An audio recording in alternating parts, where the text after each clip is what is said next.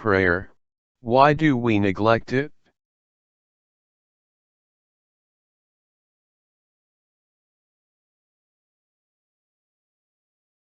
How can a lack of faith be dealt with in order to pray more often?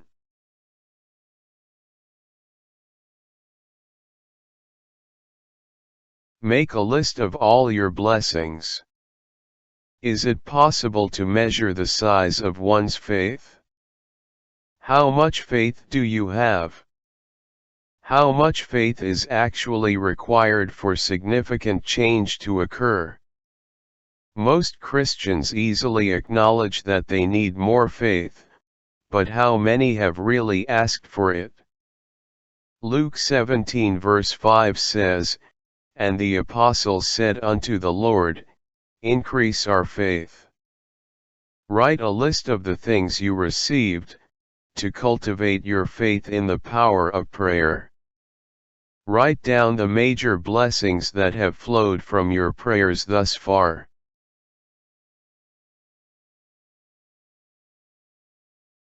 Every day of your life you receive new blessings from the hand of God. It is of the Lord's mercies that we are not consumed, because his compassions fail not. They are new every morning. Lamentations 3 verses 22 and 23. Daily renewal is possible because of these new blessings. It must not, however, be that you neglect to praise God for the blessings you have received. The psalmist should not be the only one who encourages his soul to do so. Bless the Lord, O my soul, and forget not all his benefits.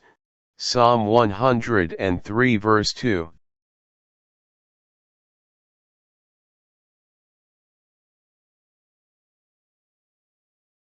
Many people know that prayer changes things, yet they have never come to an inner realization of the power of prayer. You are, in fact, blessed with different things at different times, and with different measures of the same thing at different times. Even though God gives you physical strength today, tomorrow, and the day after tomorrow, the quantity of energy you receive for each of these days will not be the same, since your physical condition and energy requirements for each of these days will be different.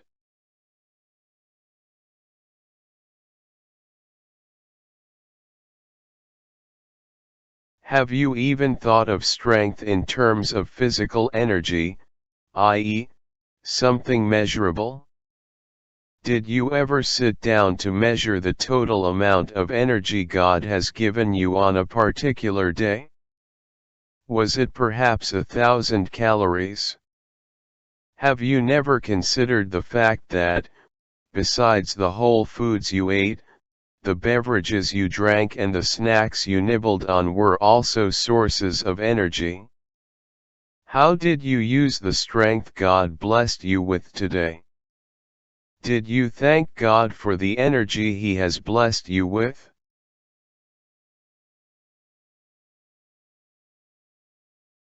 Read what the scriptures teach about faith.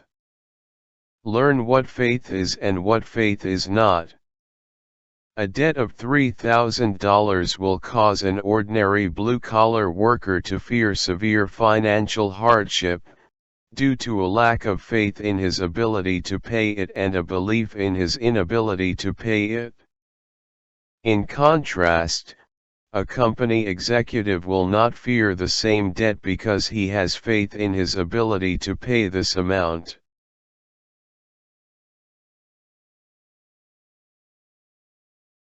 Fear is not merely due to a lack of faith. Matthew 8 verse 26. Fear is the lack of faith in some ability or means, and the belief in some inability. If the blue-collar worker were to receive confirmation of an amount of $4,000 that would be paid into his bank account, before the due date for payment of his debt, then he would no longer have the fear he had before. This is because he now has complete faith in his ability to pay the debt and unbelief in his inability to pay it.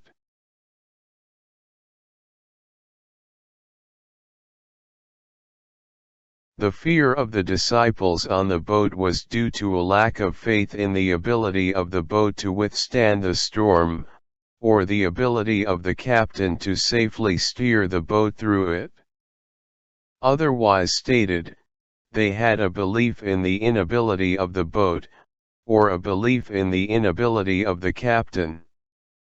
That is why they called on Jesus for help, Matthew 8 verse 25.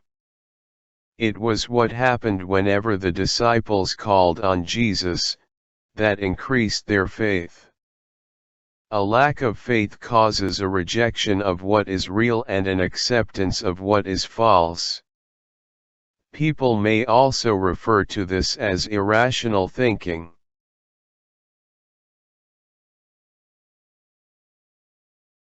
Pray prayers of faith.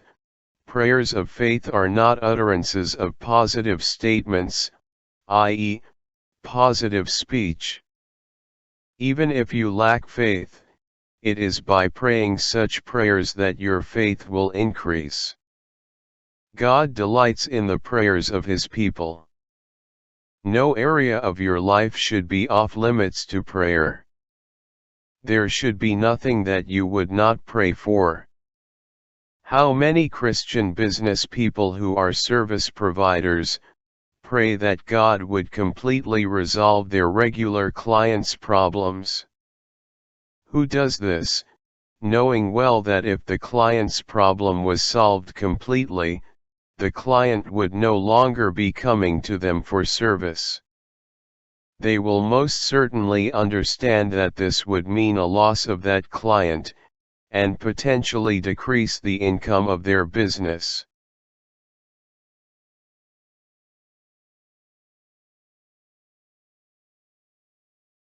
Many Christian private health care providers pray for the healing of their acute patients, but how many are truly prepared to pray for those patients they treat on a regular basis? In other words, those who keep the finances of their health care practice going, thereby helping them to earn a steady income. These examples illustrate that prayer is definitely a matter of faith. They pray that God would meet their clients' needs, and that they will still have a steady flow of clientele to make a good living through their business.